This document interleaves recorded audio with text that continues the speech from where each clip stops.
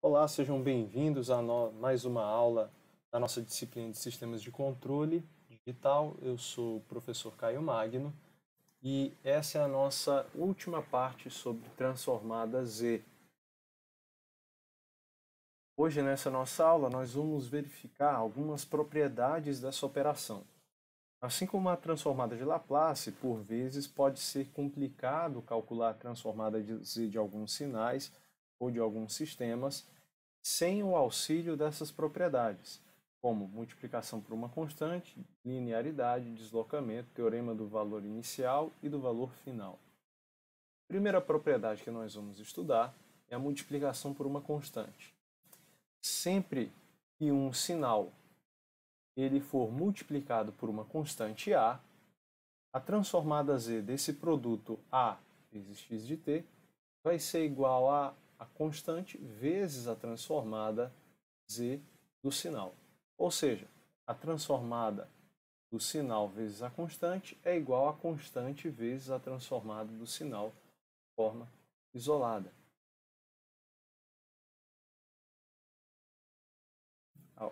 Isso quer dizer que a constante não afeta a transformada Z do sinal. Ela apenas escalona esse valor. Quando é que nós utilizamos essa propriedade na prática? Qual é o uso dela? Nós bem sabemos que quase nenhum sistema ele é excitado com um degrau unitário, ou seja, nós não podemos excitar um motor com um degrau cuja amplitude seja de 1 volt. A maioria dos motores vão ser excitados com 12, 24 volts ou até 220 volts. Se nós temos um motor de corrente contínua cuja sua tensão nominal seja 12 volts, a partida direta dele é feita com um degrau de 12 volts. Ou seja, o que nós estamos fazendo, aplicando aqui, é um degrau unitário que foi multiplicado por 12. Certo? Nós temos um degrau unitário e que foi multiplicado por 12. O que significa esse sinal ter sido multiplicado por 12? Quer dizer que cada valor de todos os instantes foi multiplicado por 12. Antes de zero, o sinal inteiro é zero. Depois do instante zero, o sinal é 1. Logo, 0 vezes 12, do instante zero para trás, todas as amplitudes serão zero também. A partir do instante zero para frente, quando todas as amplitudes forem iguais a 1, multiplicaremos todas as amplitudes por 12, o que vai resultar numa amplitude 12 constante também. Isso quer dizer o quê? Quando nós aplicarmos um degrau unitário a um degrau unitário multiplicado pela amplitude 12 em algum sistema, a sua transformada Z vai ser igual à transformada Z do degrau unitário, que nós já sabemos, nós já calculamos, vezes multiplicado por 12. Ou seja, nós vamos ter aqui 12 sobre 1 menos Z elevado a menos 1.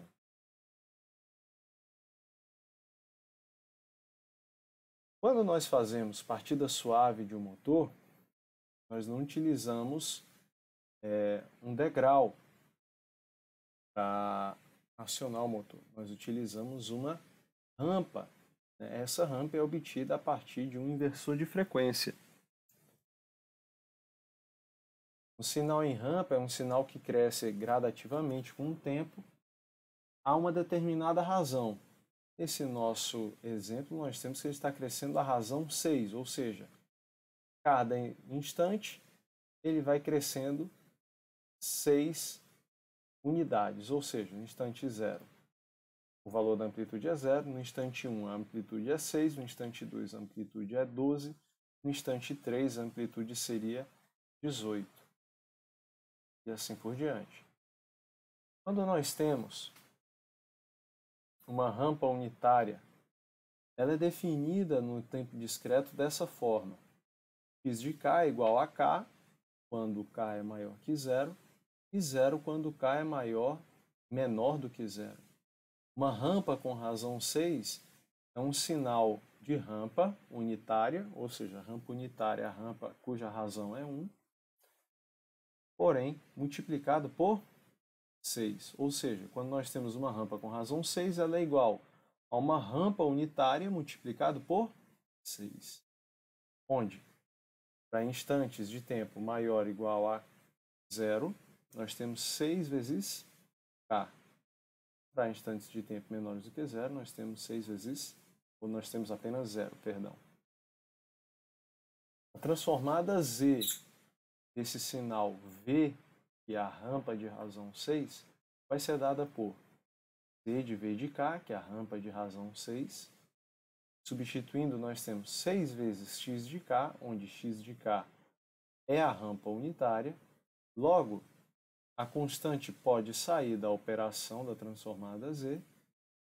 E aqui nós vamos ter somente a transformada z do sinal de rampa. A transformada z do sinal de rampa é dado por t, que é o período, z elevado a menos 1, 1 menos z elevado a menos 1 elevado ao quadrado.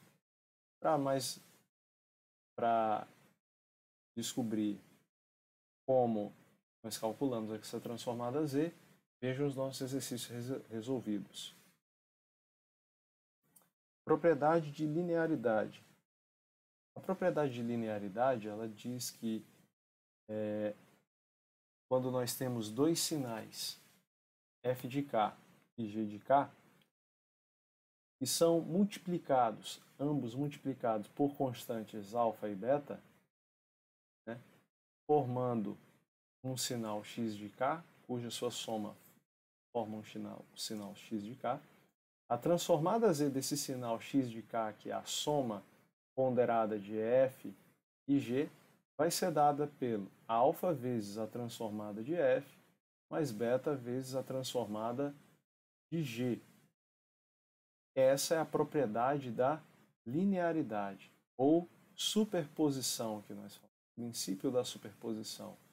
A transformada z dessa soma, é dada pela a soma ponderada de suas transformadas. Deslocamento no tempo.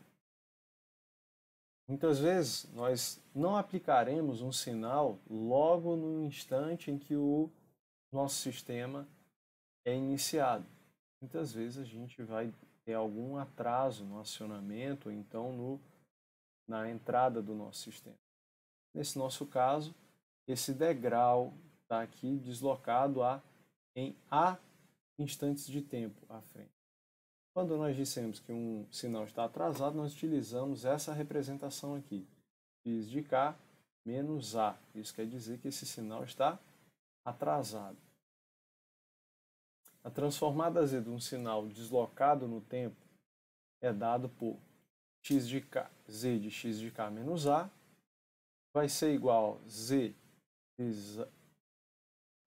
elevado a menos A vezes x de z. Ou seja, nós temos o sinal original que foi deslocado no tempo, instantes à frente, né? O que acontece com esse atraso? Esse atraso sai da operação na forma de z elevado a menos A. Saindo da operação, resta para nós somente a transformada z do sinal x de k. Na partida suave do motor CC de 12 volts, nós temos uma combinação de dois sinais aqui. Nós temos um sinal de rampa, que cresce gradativamente com o tempo, numa razão 6, e ao mesmo tempo nós temos que essa rampa estabiliza como se fosse um degrau. Ou seja, eu tenho aqui uma soma ponderada de dois sinais, uma rampa e um degrau. Logo, posso aplicar o princípio da superposição ou da linearidade para encontrar a transformada z desse sinal aqui. Teoremas do valor inicial e do valor final. Esses teoremas do valor inicial e do valor final servem para que a gente possa entender o comportamento desse sinal em regime permanente, ou seja, quando t tende a infinito ou quando t tende a zero. No teorema do valor inicial, nós temos a intenção de descobrir qual é o valor inicial desse sinal, dependendo aqui de z. Ou seja, dado um sinal discreto x de k, o valor inicial desse sinal x de k ele vai ser dado pelo limite, quando z tende a infinito, da sua transformada z. Analogamente, o teorema do valor final, a gente vai saber qual é o valor de regime permanente desse sinal quando z tende a zero. Ou seja, quando x vai para infinito, ou seja, qual é o valor de x lá no horizonte final do nosso sinal? Quase quando t tende a infinito. Ou seja, quando t tende a infinito, o valor do nosso sinal vai ser dado pelo limite quando z tende a zero de x de z. Bom, da mesma forma como nós calculamos a transformada de Laplace para levar os sinais do domínio do tempo para o domínio da frequência, nós também precisamos trazer os sinais do domínio da frequência para o domínio do tempo. Afinal, nós vivemos no domínio do tempo. As coisas acontecem no domínio do tempo. Da mesma forma, na transformada a transformada z também precisa de uma transformada inversa para trazer os sinais discretos do domínio da frequência para o domínio do tempo. A transformada z é apenas um recurso de solução e análise de sistemas de tempo discreto. Uma vez que nós aplicamos a transformação numa equação a diferenças, ela é levada para o domínio da frequência. Quando encontramos sua solução nesse domínio, devemos voltar para o domínio do tempo. Nesse ponto, a transformada z entra em ação. A transformada inversa z entra em ação.